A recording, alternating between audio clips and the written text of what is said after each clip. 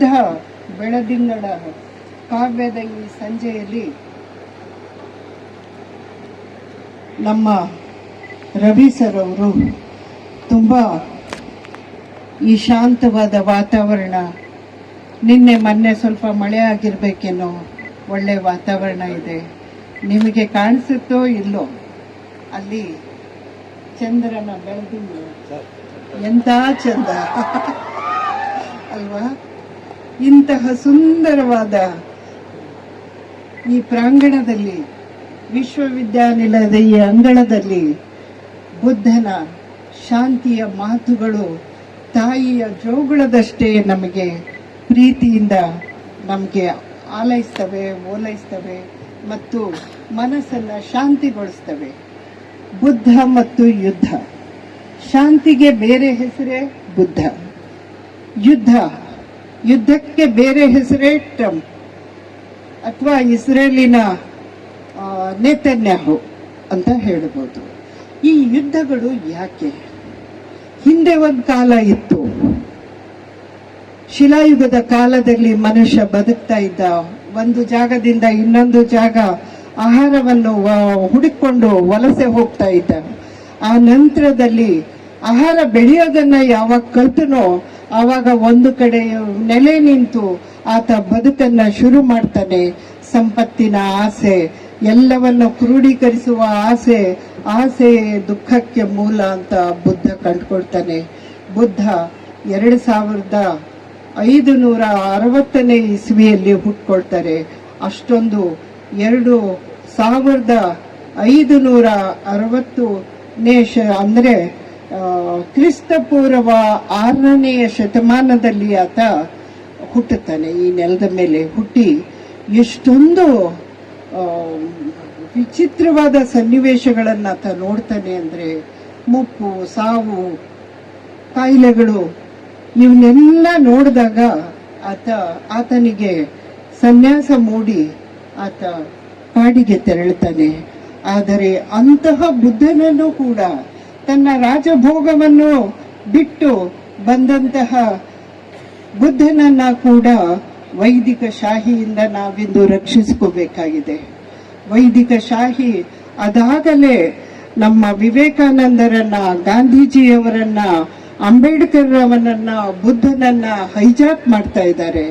ಅಂತಹ ಸಂದರ್ಭದಲ್ಲಿ ಅವರು ವೈದಿಕ ಶಾಹಿಗಳು ಹೇಳ್ತಾ ಇರೋದೇನೆಂದ್ರೆ, ಅವರು ಇನ್ನು ಮುಂದೆ ಹೋಗಿ ಬುದ್ಧನನ್ನು, ಅಂಬೇಡ್ಕರ್ನನ್ನು 11ನೇ ವಿಷ್ಣುವಿನ ಅವತಾರ ಏನು ಅಂತ ಹೇಳೋದಿಕ್ಕೂ ಹೇಸದೆ ಇರುವಂತಹ ಸಂದರ್ಭದಲ್ಲಿ ನಾವು ಸಂವಿಧಾನವನ್ನು ಅಂಬೇಡ್ಕರ್ ಅವರು ರಚಿಸಲೇ ಇಲ್ಲ ಅಂತಕ್ಕಂಥ ಸುಳ್ಳುಗಳನ್ನ ಕೇಳ್ತಾ ಇದ್ದೇವೆ.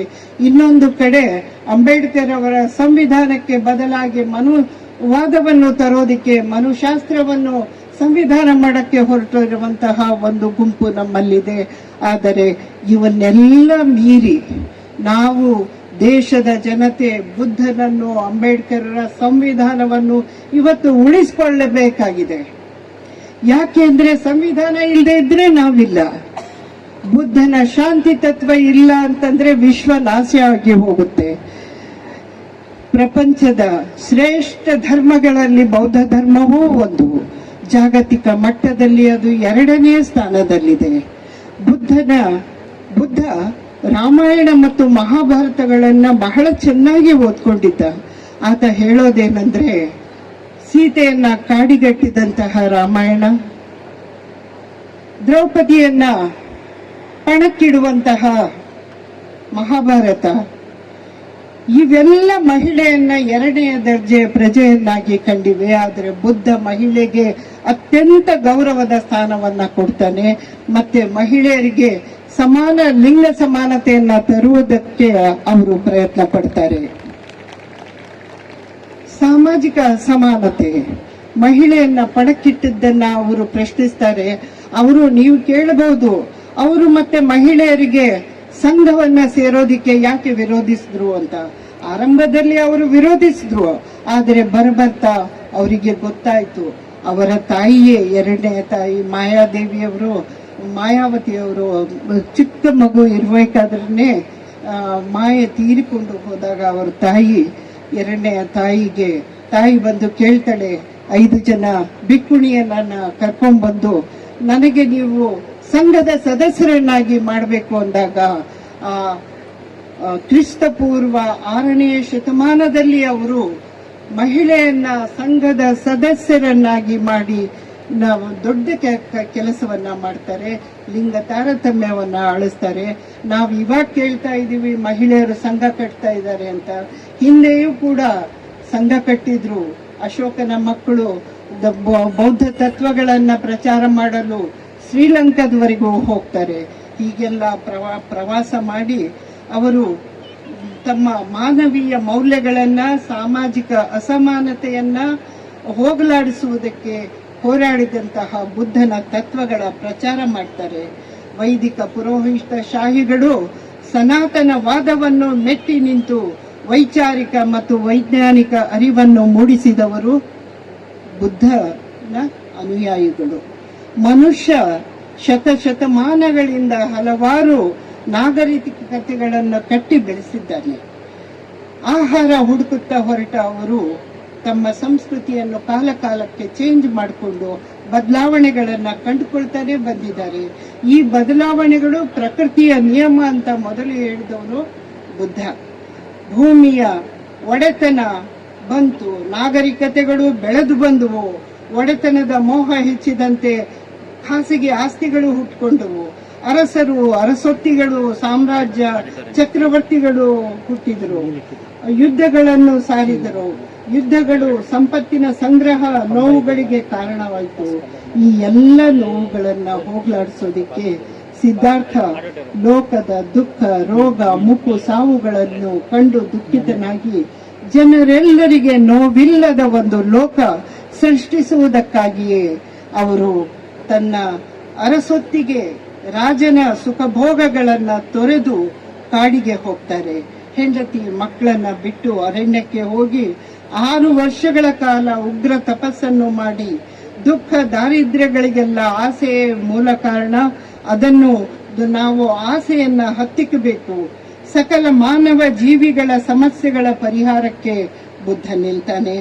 ಮತ, ಧರ್ಮ, ವರ್ಗ, ವರ್ಣ, ಸಮಾನತೆ, ಮೌಢ್ಯತೆ ಮನುಷ್ಯನ ಬದುಕನ್ನು ನರಕ ಮಾಡ್ತಾ ಇದ್ದಾವೆ. ಅದನ್ನೆಲ್ಲ ಹೋಗಲಾಡಿಸೋದಿಕ್ಕೆ ನಮ್ಮ ಬುದ್ಧನವರು ರಕ್ತ ಪ್ರವಾಹವನ್ನು ನಿಲ್ಲಿಸೋದಿಕ್ಕಾಗಿ ಅಹಿಂಸೆಯ ಅಮೃತವನ್ನು ಈ ನೆಲದ ಮೇಲೆ ಸುರಿಸ್ತಾರೆ. ದೇವರ ನಂಬಿಕೆ, ದೇವರು ಅಂತಕ್ಕಂಥ ಹೆಸರನ್ನೇ ಅವ್ರು ತಗೊಳ್ಳೋದಿಲ್ಲ. ನಾವು ಬರೀ ದೇವರು, ದಿಂಡ್ರು, ಉಪವಾಸ, ವನವಾಸ ಮಾಡ್ತೀವಿ. ಆದರೆ ನಮ್ಮ ಬುದ್ಧನವರು ದೇವರ ವ್ಯರ್ಥ ಜಿಜ್ಞಾಸೆಯಲ್ಲಿ ತೊಡಗದೆ ವಿಶ್ವ ಮಾನವ ಧರ್ಮವನ್ನು ಬೋಧಿಸಿದವರು. ವಿಶ್ವದಲ್ಲಿಯೇ 2ನೇ ಸ್ಥಾನದಲ್ಲಿ ಬೌದ್ಧ ಧರ್ಮ ಇದೆ. ಯಾವುದೇ ಧರ್ಮ ಮೇಲಲ್ಲ, ಕೀಳಲ್ಲ. ಯಾವುದೇ ಧರ್ಮ ಹೆಚ್ಚಲ್ಲ, ಕಡಿಮೆ ಅಲ್ಲ. ಆದರೆ ಬುದ್ಧನ ಬೋಧನೆಗಳನ್ನು ಅನುಸರಿಸುವ, ಅವನ ದಾರಿಯಲ್ಲಿ ನಡೆದು ಬೌದ್ಧಿಕ ಮತ್ತು ತಾತ್ವಿಕ ನೆಲೆಗಟ್ಟನ್ನು ನಂಬಿದ ಜನ ಬುದ್ಧನ ಅನುಯಾಯಿಗಳಾದರು. ಬುದ್ಧನ ಧರ್ಮಚಕ್ರವು ವಿಶ್ವದಾದ್ಯಂತ ಚಲಿಸುತ್ತಾ ಅಜ್ಞಾನವನ್ನು ಅಳಿಸುತ್ತಾ ಅರಿವಿನ ಬೆಳಕಾಗಿ ಮಾನವ ಜಗತ್ತಿಗೆ ಒಂದು ದಾರಿ ದೀಪವಾಗಿದೆ. ಬುದ್ಧನ ತತ್ವಗಳು ಮಾನವನ ನೈತಿಕ ಬದುಕಿಗೆ, ಶಾಂತಿಯ ಜೀವನಕ್ಕೆ, ಉಜ್ವಲ ಭವಿಷ್ಯಕ್ಕೆ, ಅವರ ಸಂಕಟ ವಿಮೋಚನೆಗೆ ಒಂದು ನಿರ್ವಾಣವಾಗಿದೆ ಅಂತ ಹೇಳ್ತಾನೆ.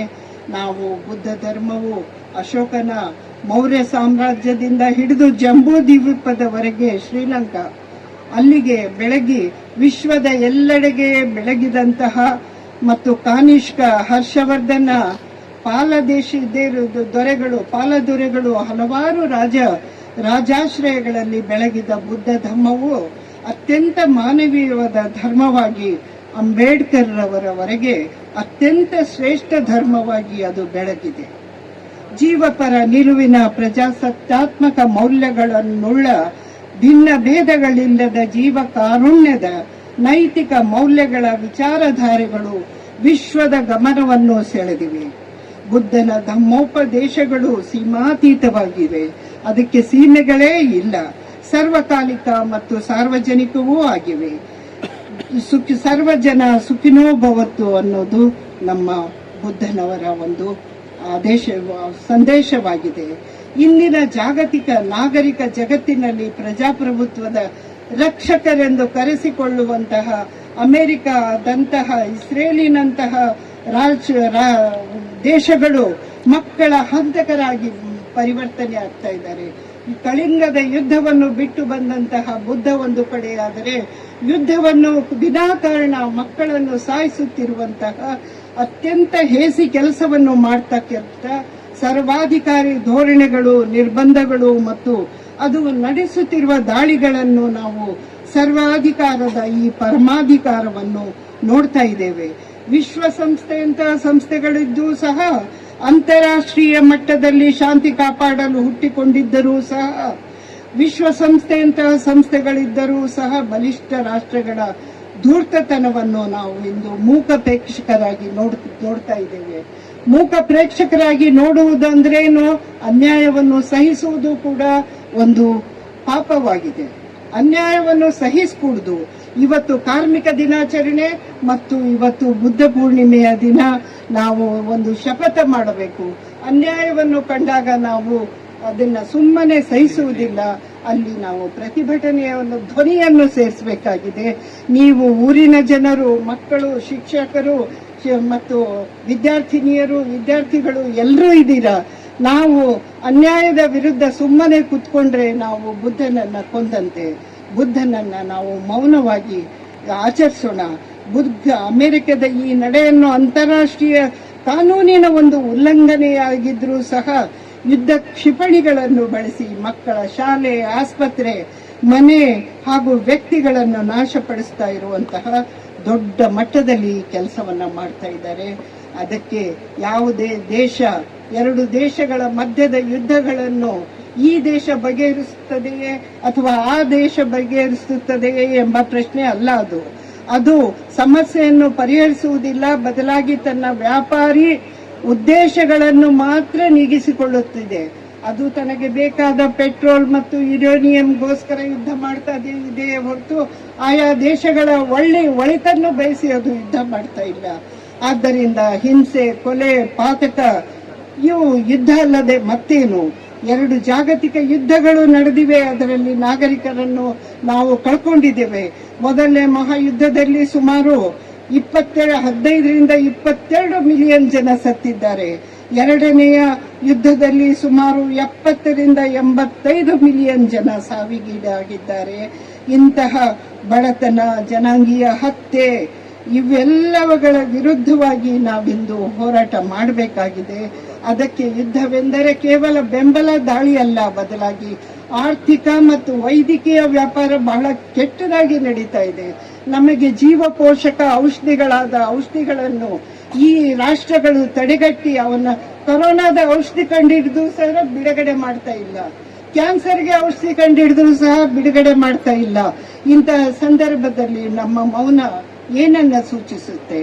ಔಷಧಿಗಳು ಮನುಷ್ಯನ ಆರೋಗ್ಯದ ಮೇಲಿನ ದಾಳಿಯ ಕ್ರೂರ ದಾಳಿಗಳಾಗಿವೆ.